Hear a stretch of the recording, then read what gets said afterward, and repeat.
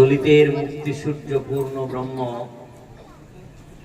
শ্রী শ্রী হরিচাঁদ জগন্মাতা শান্তি দেবীর রাঙা পায় প্রণাম জানাই তাদের উত্তরসূরি পতিত পাবন গুরুচাঁদ মাতা সত্যভামার যুগল চরণে। তারপরে প্রণাম জানাই অত্যকার এই হরিবাসরে উপস্থিত সকল ভক্ত ও ভক্তাদের শ্রীচরণে। আজকে বাবুর উপলক্ষেই হরিবাসরের আয়োজন, তাই আমার অন্তরের অন্তঃস্থল থেকে সেই মহান আত্মার প্রতি আমি জানাই গভীর শ্রদ্ধার সহিত আমার প্রণতি। বাবু অবশ্য আমাদের মালকানগিরির কাছে, মালকানগিরি সমাজে কারো কাছে অপরিচিত নন।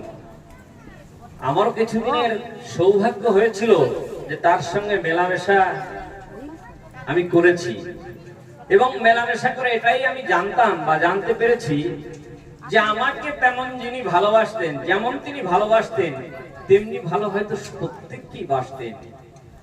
সব থেকে আশ্চর্যের বিষয় তার প্রতি আমি দেখি সমগ্র ভারতবর্ষ তো তিনি ঘুরতেন, এবং সমগ্র ভারতবর্ষে ওনার সঙ্গে যার যার পরিচয় সকলের নাম মনে রাখতেন এবং নিয়মিতভাবে তাদের সঙ্গে তিনি সম্পর্ক করতেন। যখন মোবাইল আসলো, মোবাইল আসার পরে মোবাইলে যোগাযোগ করতেন, না হলে চিঠি লিখতেন।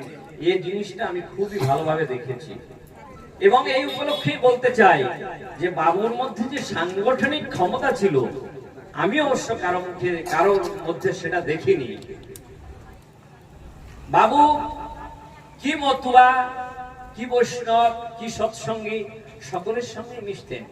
তার একমাত্র উদ্দেশ্য ছিল যে মতুয়া সমাজের কল্যাণ করা। শুধু মতুয়া সমাজের নয়, আমি মতুয়া সমাজের জন্যই বলছি, কারণ এই সমাজটি সব থেকে নিম্ন স্তরের, এই মানুষগুলোই সব থেকে নিম্ন স্তরের। শুধু এখন নয়, তখনকার সময় যখন ঠাকুর এসেছিলেন সে সময় এই সমাজ, এই নমশূদ্র সমাজ, এই অস্পৃশ্য সমাজ সব থেকে অনুন্নত ছিল। তাই তো কবি মহানন্দ হালদার লিখলেন, যে আতুর দুঃখী জনে ইতিপুত্রে কেহ কোনদিন কোনোভাবে করে নাই স্নেহ, সেই ব্যথিতের দুঃখে অতি দুঃখী হইয়া হরিচাঁদ অবতীর্ণ সাঙ্গ পাঙ্গ লইয়া দেহ কার্য দেহ পুত্র প্রভু গুরু চাঁদ পূর্ণ করি দিন জনে দিলা প্রেমাল্লা। হরিচাঁদ সেই জন্যই এসেছিলেন, গুরুচাঁদ সেই জন্যই এসেছিলেন। হরিচাঁদ তাই তার অসম্পূর্ণ কার্যের ভার, ওমা এই যে সামনের পরে দাঁড়ায় রয়েছেন, আপনি একটু বসেন। অসম্পূর্ণ কার্যের ভার তার পুত্র গুরুচাঁদের হাতে দিয়ে তিনি গিয়েছিলেন, এবং গুরুচাঁদ সে কার্যকে যথাযথভাবে সম্পূর্ণ করেছেন। বাবু যখন এলেন, অবশ্য প্রথম থেকে তো আমি তার সঙ্গে সম্পর্কিত ছিলাম না, জড়িত ছিলাম না। পরবর্তীতে যখন জানলাম তখন দেখেছি এবং জেনেছি তিনি যে ব্রাহ্মণের সন্তান ছিলেন, কিন্তু সেই ব্রাহ্মণত্বকে তিনি কিন্তু বিসর্জন দিলেন। এই আমাদের সমাজে কিন্তু প্রথম নয়। যে সমাজের উপকার করতে চেয়েছে, যে সমাজের কল্যাণ করতে চেয়েছে, যে নিজেকে সবার একজন করে সমাজে প্রতিষ্ঠিত করতে চেয়েছে, সে তো তাই করেছে। অক্ষয় চক্রবর্তী তারকের সঙ্গ পেয়ে জানে হরিচাঁদে, জাতিকুল অভিমান ঠেলে বাম পদে, যোগ্য উপবিত ফেলি মালা গলে লয়, হরি বলে দিবানিশি বক্ষ ভেসে যায়। বাবু জীবনে অসংখ্য হরিসভা মহোৎসব অ্যাটেন্ড করেছেন, উপস্থিত হয়েছেন। আমিও তার সঙ্গে গেছি, দেখেছি যখন ভক্তরা অকাতরে তাদের নয়ন বাড়ি পরিশ্রম করতেন, অব্যক্ত ব্যথায় যেন তার হৃদয়টি কাঁপতো, কাঁপতে আমি দেখেছি। তার পায়ের উপরে ভক্তরা হুড়মুড়ি খেয়ে পড়তেন, সবাইকে সান্ত্বনা দিতেন। কিন্তু এ ভাব আমরা যদি অধ্যয়ন করি, গুরুচাঁদের মধ্যেও কিন্তু এই ভাব ছিল। তিনি বলতেন, কান্নাকাটি ঢলাঢলি চিরকাল করে এলি, কিবা ফল পেলি তাতে বল। কান্নাকাটি তিনি অত ভালোবাসতেন না। তিনি আমাদের এই চিরাচরিত মহোৎসবকে কিন্তু বিরোধ করতেন। কেন বিরোধ করতেন? তিনি বলতেন যে এই মহোৎসবের আয়োজন আমরা করি শুধু কি ডাল ভাত খাওয়ার জন্যই আমরা করি? না, সে কথা নয়। অনিমেষ তুমি দেখবে আমাদের দল আসতে আসতে 12টা 1টাও বেজে যায়। আসবে, আসার পরে অনেক সময় ধরে ডঙ্কা কীর্তন করবে, করার পরে যখন হলো ওই খিচুড়ি খেয়ে ওই মাথার তলায় কেন নিজের চপ্পল দিয়েও শুয়ে থাকে। এটা কিন্তু গুরুচাঁদের ইচ্ছা ছিল না, এটা গুরুচাঁদ চাইনি। এমনি করে কিন্তু এই সমাজ জাগেনি। এই সমাজ জাগাতে তাকে অতন্দ্র প্রহরীর মতো সমাজকে তা পাহারা দিতে হয়েছে। কোন দিকে গেলে সমাজ উন্নত হবে সেই দিকটাই তিনি সমাজের সামনে তুলে ধরেছেন, সেইভাবে তিনি কার্য করতে বলেছেন। তাই তো গুরুচাঁদ বলেছিলেন, কান্নাকাটি ঢলাঢলি চিরকাল করে এলি কি বা ফল পেলি তাতে বল, কি পেয়েছিস তাতে? একটু আগে শিশির দা এখানে বললেন, যাহা ওই মেয়েটিও গান গাইল, শিক্ষার অগ্রদূত তিনি শিক্ষা দিয়েছিলেন। তিনি জেনেছিলেন যে এই সমাজকে যদি উন্নত করতে হয় তাহলে শিক্ষার দ্বীপ এদের মধ্যে জ্বালাতে হবে। তাই তার কথা ছিল, অনন্ত অসীম যদি দেখিবারে চাস, ধর্ম নয় আগে তুই শিক্ষা জলে ভাস। গুরুচাঁদ কি করেছিলেন সে কথাগুলো সকলের সামনে তুলে ধরতে হবে। আমি বিরোধ করছি না যারা কীর্তন করেন তাদের, কারণ কীর্তন করার ক্ষমতা সত্যি গুরুচাঁদ আমায় দেয়নি। আমি কীর্তন করতে পারি না, কিন্তু একবার ভেবে দেখুন তো, কীর্তনের মধ্যে যে কথাগুলো আছে সে কথাগুলো আমরা কি সব বুঝতে পারি? যখন যে সাধক যে স্তরে পৌঁছে গেছে, সেই সাধক সেই স্তর থেকে সেই স্তরের সঙ্গীত রচনা করেছেন, সে স্তরে না পৌঁছতে পারলে তাকে বোঝা যায় না। তাই গুরুচাঁদ কি করেছিলেন? সকলের জন্য গুরুচাঁদ। যে তার ভক্ত তার জন্য গুরুচাঁদ, যে তার ভক্ত নয় তার জন্য গুরুচাঁদ। তাই গুরুচাঁদ বললেন, তোদের তরাবো বলে এসেছিল এই কুলে, তাই তোরা দয়া অধিকারী, তোদের সকলে ধরে দেব দয়া জোর করে, স্বভাব ছাড়িতে কই পারে। ওমা কথা বলেন না, কথা বললে সামনে বসে কথা বললে আমি সবার দিকে তাকাই তো। জীবনে বহুদিন শিক্ষকতা করছি, ওই জন্য সব ছাত্রদের মনকে স্টাডি করার ক্ষমতা গুরুচাঁদ আমায় দিয়েছে। আপনারা যদি কথা বলেন তাহলে মনটা অন্যদিকে চলে যাবে। কি বললাম কথাটা? যা হোক, গুরুচাঁদ চাইতেন যে সমাজ শিক্ষিত হোক। শিক্ষিত করার জন্য তিনি কত কি করেছেন আমরা সমাজে দেখি। বর্তমান আমাদের কোলে তুলে নেওয়ার জন্য, আমাদের কাছে তুলে নেওয়ার জন্য, কাছে করে পথ এগোবার জন্য অনেকেই আছেন। কিন্তু ভেবে দেখুন তো, তখন কি কেউ ছিল? অস্পৃশ্য সমাজ বলি, গুরুচাঁদ বলতেন, অস্পৃশ্য সমাজ বলি দাও যারে গালি, জানো কি তার পরিচয়? জানো তুমি যাকে অস্পৃশ্য বলে দূরে সরিয়ে রাখছো, তাকে কি তুমি চিনতে পেরেছো? গুরুচাঁদ তাই বলেছিলেন, তোদের তরব বলে এসেছিল এই কুলে, তাই তোরা দয়া অধিকারী, তোদের সকলে ধরে দেব দয়া জোর করে, স্বভাব ছাড়িতে কই পারি। আমি যে তোদের বাবা, বাবার বুকে ছেলে লাথি মারে, বাবা কিন্তু কখনো সেজন্য অভিমান করে না। আমরা তাকে কত অপমান করেছি, শুধু তখন নয়, এখনো আমরা তাকে অপমান করি। এখনো আমাদের মনে প্রশ্ন, আমরা প্রশ্ন বানে তাকে জর্জরিত করি। হরিচাঁদ ভগবান ছিলেন, গুরুচাঁদ ভগবান ছিলেন, শুধু ভগবান বানালেই কি হয়ে যায়? এবং সেটা আমার জাতির ছেলে, যে জন্য গুরুচাঁদ এসেছিলেন, যার জন্য গুরুচাঁদ অতন্দ্র প্রহরীর মতো এই সমাজে 90টি বছর বেঁচে গেছেন। আমার জাতির ছেলেরাই তাকে বিশেষ করে অবজ্ঞা করি, আমার জাতির ছেলেরাই আমরা বিশেষ করে তাকে অপমান করি। কিন্তু তাই কি তার প্রাপ্য? একবার ইতিহাসের পৃষ্ঠা উন্মোচন করে দেখবেন, কেউ ছিল না, কেউ ছিল না। আমাদের চোখের জল মোছাবার কেউ ছিল না, তারাই প্রথম মুছিয়েছে। অবশ্যই এখন অনেকেই আছে আমাদের জল মোছাতে চায়, কিন্তু চায় না। তথাপি আপনি যদি গরিব হন তাহলে আপনাকে নিতে চাইবে না দলে। আপনি যদি অনেক রকমের দিতে পারেন তখন আপনাকে দলে নিতে চাইবে, এবং আমরা তাতে ভুলে যাই।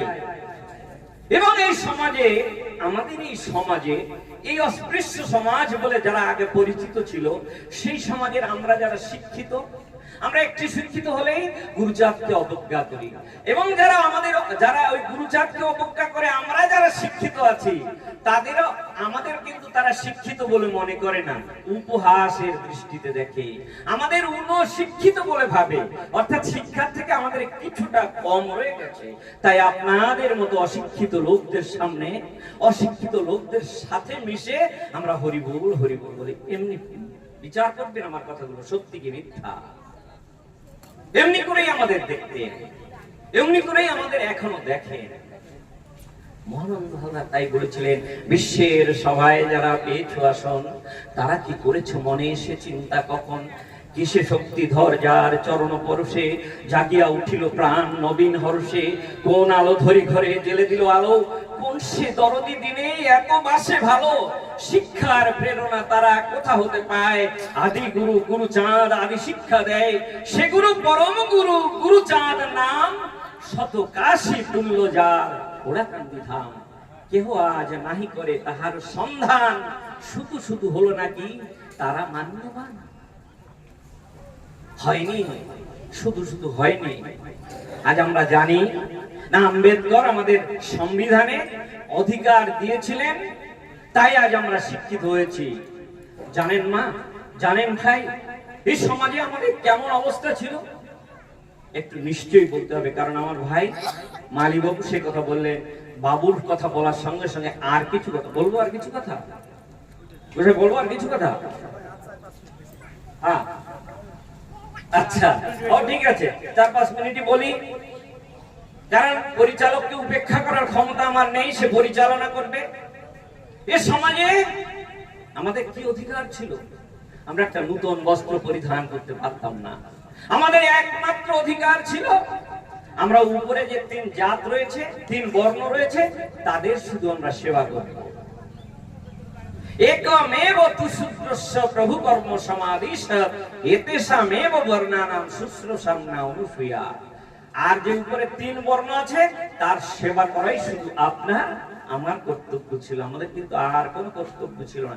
একটি কথা বলতে যাচ্ছিলাম, আমরা একটা নতুন বস্ত্র পরিধান করতে পারতাম না মা, পারতাম না ভাই, কারণ সেজন্য সমাজে নিয়ম ছিল। বাসাংসি মৃত চেল্লানি ভগ্ন ভাণ্ডেষু ভোজনম কাস্নায় সালঙ্কারশ্চ পরিব্রাজশ্চ নিত্যাশ্চ। অর্থাৎ আমাদের বসন থাকবে কি, মৃত চেল্লানি, যে মরে গেছে তার বস্ত্র আমরা পরিধান করব। শ্মশানে যে বাসন পড়ে আছে সেই বাসনে আমরা খাবো। বাসাংসি মৃত চেল্লানি ভগ্ন ভাণ্ডেষু ভোজনম কাস্নায় সালঙ্কারশ্চ পরিব্রাজশ্চ নিত্যাশ্চ। কাস্নায় মানে আমরা লোহার অলংকার পরিধান করব। মায়েরা এখনো অনেকে পরেন সতের খাড়ু বলে যাকে আমরা বলি, কারণ ওরা জানতো, আমরা জানি সতের খাড়ু বললে লোহার মতো আমার স্বামীর আয়ু হবে, দীর্ঘায়ু তিনি হবে, কিন্তু না মা, সেজন্য কিন্তু আপনাকে লোহার খাড়ু পরানো হয়নি, লোহার আবরণ সেজন্য আপনাকে দেওয়া হয়নি, দেওয়া হয়েছে এই জন্য যে আপনাকে দেখলে ওরা বুঝতে পারবে শূদ্রাণী, এ অস্পৃশ্যা, তাই তারা নিজেদের সামনে করবে। জানেন না, জানেন না কত বড় দুঃখের কথা সকলের সামনে বলতে, আমি আপনাদের ছেলে, আমি আপনাদের ভাই। এই মাতৃজাতি, এই মায়েরা নিজেদের স্তন ঢাকতে পারতেন না, নিজেদের স্তন ঢাকার অধিকার মায়েদের ছিল না। নারীর সর্বাপেক্ষা মূল্যবান, সব থেকে মূল্যবান তার নারীত্ব, তার সম্মান, তার বাঁচিয়ে রাখা তার একমাত্র কর্তব্য। কিন্তু এই সমাজে এমনই প্রথা প্রচলিত ছিল, যারা অস্পৃশ্য তারা এই কোমরের উপরে কোনো বস্ত্র ধারণ করতে পারবে না। যদি সে বস্ত্র ধারণ করে তাহলে তার জন্য তাকে ট্যাক্স দিতে হবে, কর দিতে হবে। যেখানে এই প্রথা প্রচলিত ছিল, এবং তখন সেখান থেকে ও প্রথার নাম হয় মূলাকরম, অর্থাৎ স্তন ট্যাক্স, স্তন কর বলে বলা হতো। চিন্তা করতে পারেন কত বড় অমানসিক অত্যাচার আমাদের করা হতো, কত বড় অমানবিক ভাবে আমাদের দাবি রাখা হতো।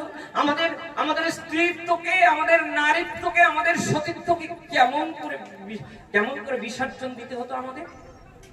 তাই প্রথমে এক মা, তাকে আমরা মাই বলতে হবে, কারণ আজ তার জন্যই আমার মায়েরা, আমার স্ত্রী, আমার বোন, আমার কন্যা তাদের স্তন ঢাকতে পারছে। তিনি হলেন নাঙ্গেলি। নাঙ্গেলি প্রথম গর্জে উঠলো। না, গর্জন নয়, গর্জন করার ক্ষমতা আমাদের ছিল না, আমরা গর্জন করতে পারতাম না। নাঙ্গেলি প্রথম বলল, হ্যাঁ আমি ট্যাক্স দেব। তাও সেই ট্যাক্সের প্রথা কেমন করে ছিল জানেন? স্তনের আকার অনুযায়ী ট্যাক্স দিতে হতো আমাদের। সেই মেয়ে মায়েদের তারা হাতে করে স্তন মাপবে, সেই মাপার পরে তাকে ট্যাক্স ধার্য করা হবে, সেই ট্যাক্স দেবে। নাঙ্গেলি প্রথম বলল, হ্যাঁ আমি ট্যাক্স দেব। তথাপি আমার নারীত্ব, আমার লজ্জা, আমার সতীত্বকে আমি ঢেকে রাখবো। তোমরা যেও আমার বাড়িতে। ট্যাক্স কালেক্টররা গেছে, তারা মাপবে। চিন্তা করতে পারেন কত পয়সা আছে কাটল, কত পিশাচের মতো ব্যবহার। একটা নারীর নারীত্বকে তারা হাতে করে মাপবে। দাঁড়াও, আমি তোমাদের ট্যাক্স এনে দিচ্ছি। সেই মা, সেই নাঙ্গেলি ভেতর থেকে তার স্তন দুটি কেটে একটা গোলাপের পাতায় করে তাদের সামনে করে এনে দিল। অজস্র ধারায় রক্তপাত হয়ে সেখানে ছটফট করতে করতে ওই মা মারা গেল। তাদের প্রতি আপনারা সম্মান দেবেন না? আজ অস্পৃশ্য সমাজের মানুষ হয়েও আপনারা আপনাদের লজ্জা নিবারণ করতে পারছেন?